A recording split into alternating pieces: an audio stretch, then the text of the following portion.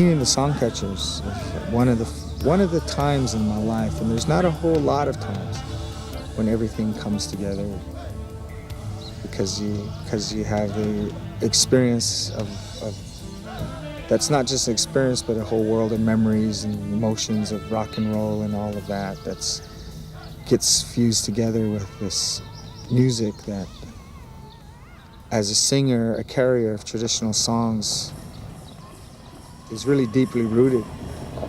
When I play the music for my elders, my peers, even other singers, they're very open, receptive.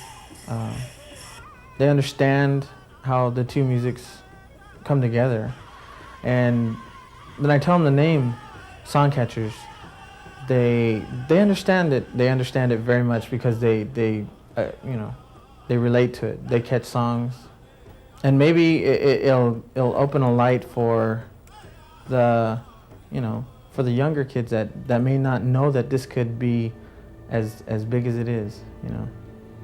I work with kids at risk. I work with kids that have lots of problems. I notice that all these kids have a certain common thread. They want to be a sense of something. They want to be a part of something, a family, a gang.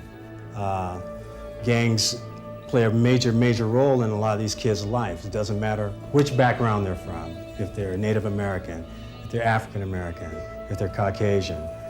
One of the things that the Songcatchers offers is a sense of ownership for these kids.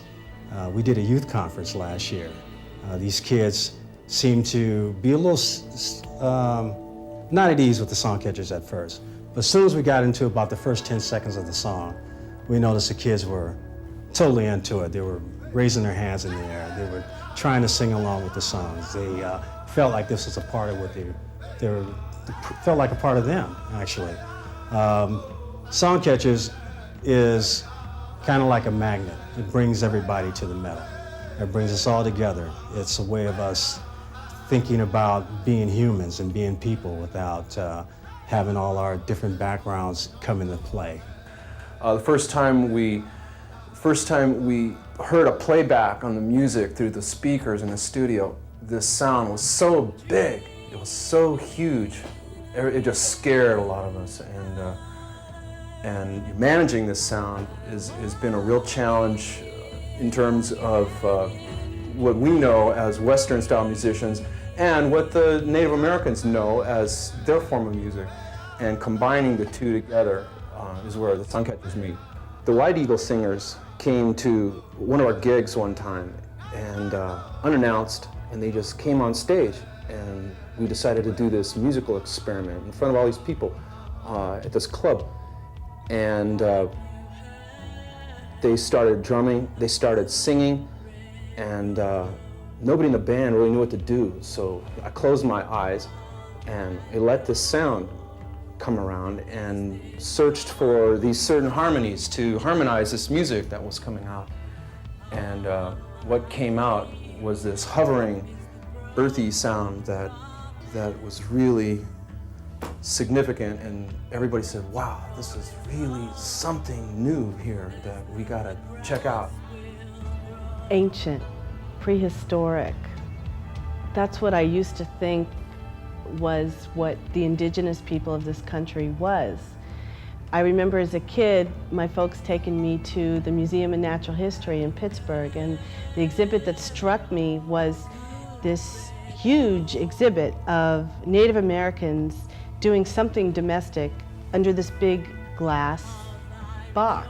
And then when I grew up and I realized that, well, for starters, Native Americans are doing the things they did thousands of years ago, but they're doing them in a 90s context now, I realized that this is all part of a living culture and not something that should be under glass in some museum in Washington, D.C.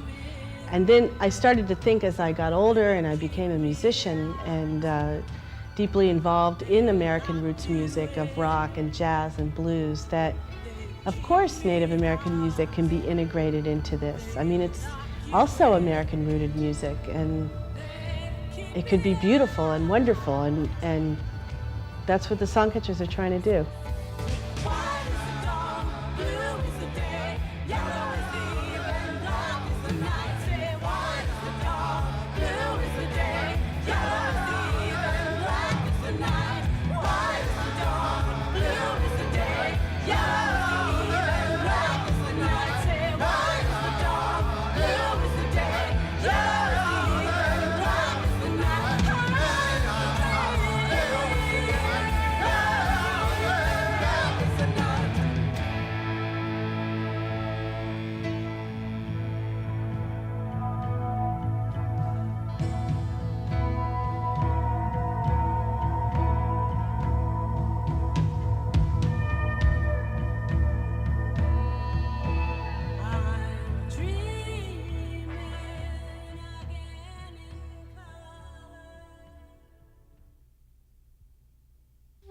Americans and Native Americans. Native Americans and African Americans are strangers to each other today. We are brothers and sisters of the same blood, brothers and sisters of the same spirit, brothers and sisters